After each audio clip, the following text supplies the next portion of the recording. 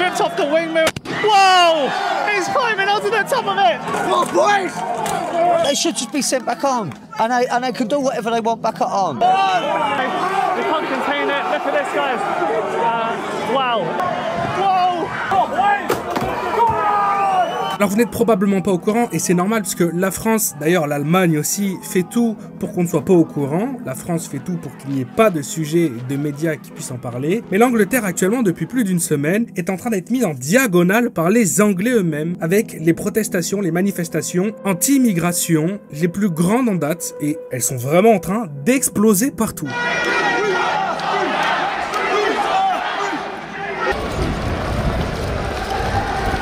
Then on the other side of the road, on the other side of the roundabout, was a group of people very much in support of those people who've come to this country. Those supporting those in the hotel, none of those would speak to us. I did speak to a man called David. He's a veteran. He knows a lot of people who are homeless, that they have nowhere to stay. He himself cannot get a dentist. The people in this hotel are able to get a dentist. He said that as well as the food that they have inside that hotel, they're given meal tickets, he said, to be able to go to the restaurant across the road, and he just said that that wasn't right. Je comprends pas comment un pays qui a des centaines de millions de sans-abri, de SDF, il va dépenser des millions pour héberger des gens, traverse la planète entière pour venir chez eux. Attends, c'est combien déjà? Je vais regarder les chiffres. Angleterre, en 2024, donc il y a un an et demi même, donc c'est probablement pire maintenant. Il y a un an et demi en Angleterre, il y avait 354 000 SDF, dont 161 000 enfants. C'est-à-dire que là, maintenant déjà,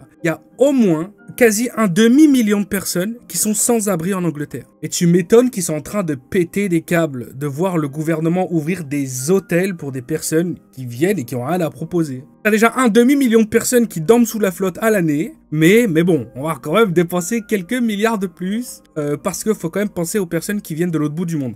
Je suis en train de me dire que on pourrait jamais voir ça en France. Là, je suis en train de me dire, c'est pas possible de voir ça en France. Imaginez une manifestation, une manif, où les personnes osent porter un drapeau français. Mais est-ce que vous imaginez ça? Des Français qui osent porter comme ça fièrement un drapeau français. Oh les fachos! C'est quand même ouf de se dire qu'il y a un mouvement entier de personnes qui a réussi à assimiler le drapeau français, le drapeau d'un pays, comme un acte fasciste ou raciste. Ça, c'est, je pense, la plus grande incompréhension que j'ai de ces dernières années. Ça n'a aucun sens. Jesus Christ!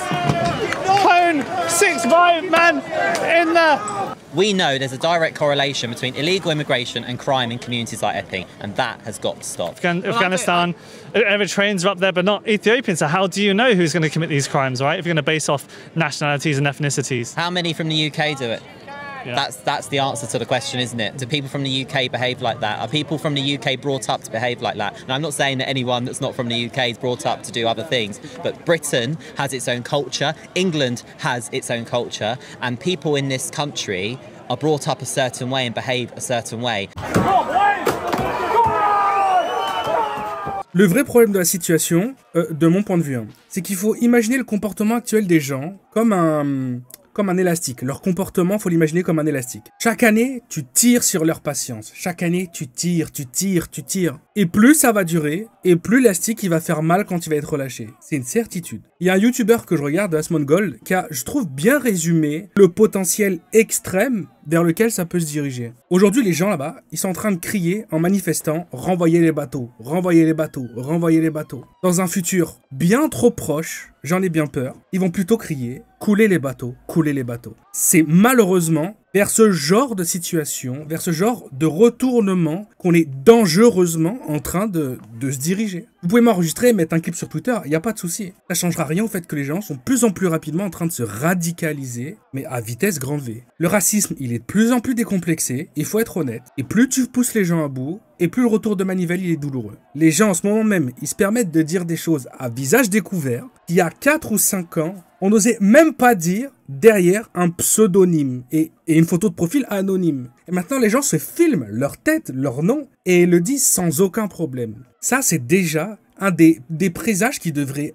à tous nous faire flipper. Ça va beaucoup trop vite. Plus tu prends les gens pour des cons, et plus ils vont finir par rentrer dans ton jeu. Ça va faire 10 piges que de plus en plus, on va catégoriser quelqu'un qui a un drapeau français chez lui, ou bien sur une vidéo, de facho ou de raciste. Plus les années passent, et dès que tu vas te permettre d'émettre un jugement sur le fait que les OQTF, les obligations de quitter le territoire français, elles sont pas appliquées et que c'est pas normal, ah, toi, t'es un facho, toi, t'es un rastos. Si tu pointes le doigt que tous les pays qui mettent à disposition de façon publique les stats de leur criminologie, de leurs agressions, tu pointes du doigt que c'est bizarre quand même parce que tous ces pays-là qui rendent ces chiffres publics, bah à chaque fois, les personnes sans papier, les étrangers, ils en commettent 10 fois plus, 30 fois plus. Tu veux parler de ça? Tu veux pointer ça du doigt en public? C'est bon, t'es un indésirable, t'es un facho, t'es un rastos. Si tu te permets de dire que la France devrait peut-être, par exemple, s'occuper de nos étudiants qui vivent avec 300 € par mois, qui sont en galère, ou nos vieux qu'on laisse, qui sont abandonnés, qui sont tout seuls. Encore une fois, ah non.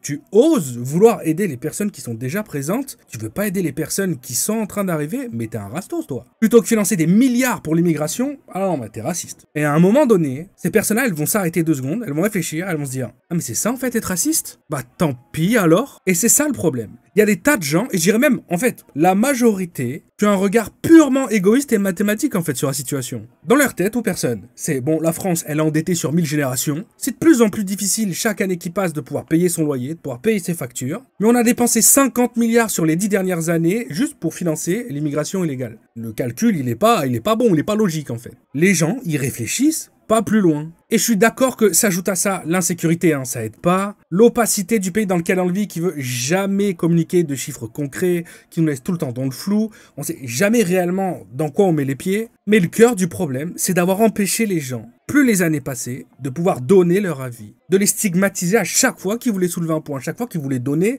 ou dire ce qu'ils pensaient. Chaque fois que quelqu'un osait parler d'immigration, direct t'es foutu. Ah, t'es contre l'immigration? Ah, mais je savais pas, mais ça fait combien de temps que t'es devenu un facho en fait?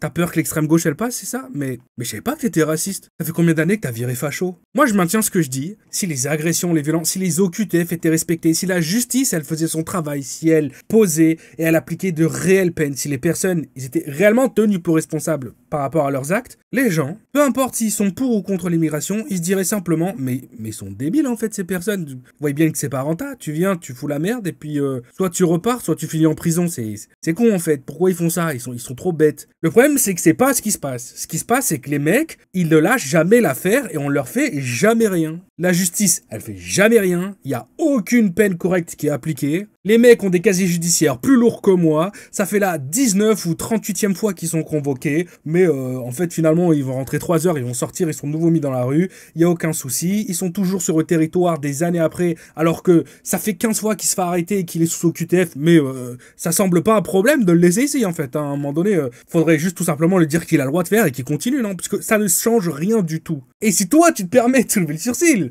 en expliquant que c'est un peu bizarre là quand même, ça fait 15 fois là qu'il est convoqué en 3 ans, il a eu une interdiction de territoire, mais en fait là il est de nouveau dans le parc.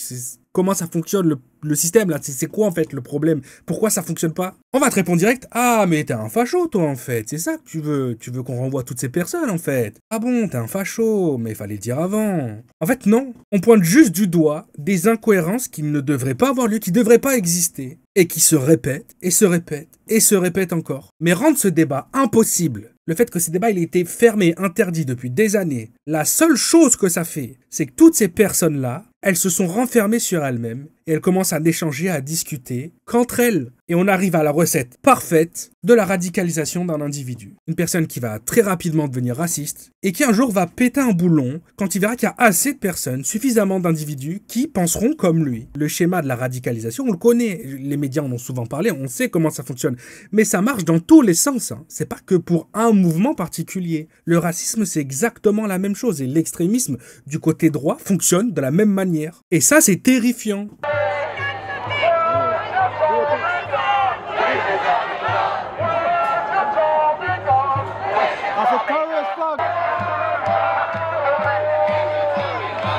Refugees are welcome here. We know they've had a horrific time arriving in this country, often terrible experiences getting here. They've come here for protection, and we just want to send that message loud and clear that they are welcome and that we care about them and that we hope the best for them and we want to help. It sounds like the Nazis are having a tiny little rally We say basically there should be no racism. They need to be given refugee status and allowed to settle and become part of our country. Vous avez vu la différence? Il y a une différence qui est assez incroyable entre les personnes qui protestent, qui manifestent et qui sont anti-immigration et les personnes qui sont pour l'immigration, qui sont pour que les frontières soient abattues. Il y a 80% des personnes qui sont pour, ce ne sont que des femmes. Et je vais peut-être tenir un take qui est très très risqué, hein. Excusez-moi, je me mouille un peu en parlant là, d'accord? J'ai comme l'impression que les personnes qui trouvent qu'il n'y a toujours pas assez d'immigration, trouvent qu'il y a toujours trop de frontières, qu'il faut les faire disparaître, c'est juste des personnes qui ne votent pas avec leur tête, qui ne votent pas avec de la logique, ils sont simplement guidés par les émotions. J'ai l'impression que ce sont des personnes qui sont simplement guidées par leurs émotions. Malheureusement, une nation, un pays, ça fonctionne pas comme ça fonctionne pas sur les émotions, ça fonctionne sur les chiffres, ça fonctionne sur la logique. De toute façon, le seul moyen pour les personnes qui votent pour que les frontières soient totalement abattues comme ça, d'accord? Et qu'on puisse accueillir encore 3 fois plus de personnes, qu'on n'en a pas assez. Si vous voulez que ces personnes, elles changent d'avis, si vous voulez réussir à faire changer d'avis ce genre de personnes, faut simplement envoyer les migrants dans leur zone à eux. Tous les bobos, toutes les personnes qui vivent dans une désillusion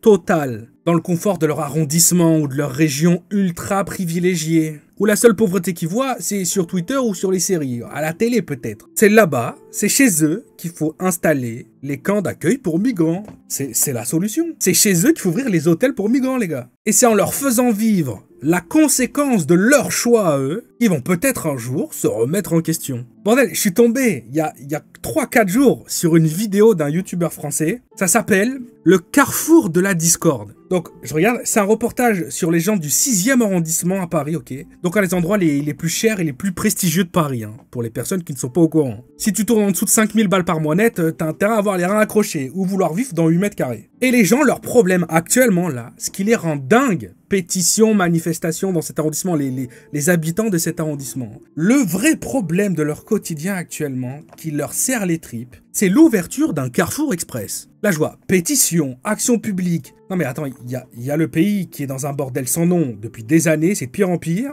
Mais toi là, t'es un activiste pour empêcher l'ouverture d'un Carrefour Express parce que ça va peut-être causer du tort aux maraîchers du coin. Et que t'en as pas besoin parce qu'il y a déjà un franc prix. C'est ça ton problème au quotidien, frérot. Non mais respectez-vous un peu. Il faut que les gens se respectent, je suis désolé. C'est pas possible.